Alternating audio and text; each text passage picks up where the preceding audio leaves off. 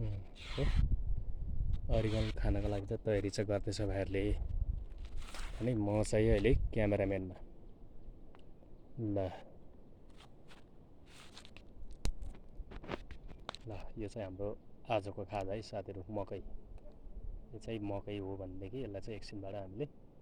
टत्तसँगले पोलपाल गरेर खाजा खाने भने यता चाहिँ हाम्रो जङ्गलको घर यस्तो रहेको छ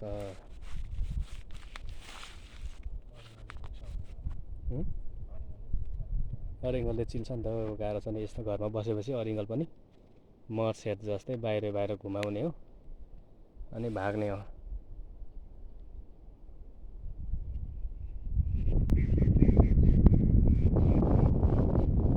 ल तपाईँहरू पनि अरिङ्गल काट्नुहुन्छ भनेदेखि चाहिँ यस्तो सेफ्टीको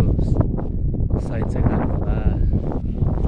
किनभने अरिङ्गलले चाहिँ सिल्यो भनेदेखि डुट्टै मर्छ अहिले चाहिँ हिजो चाहिँ निकै पानी परिरहेको थियो भनेदेखि आज चाहिँ निकै मजाले नै घाम चाहिँ लागिरहेको अवस्था चाहिँ हो ल यस्तो छ साथीहरू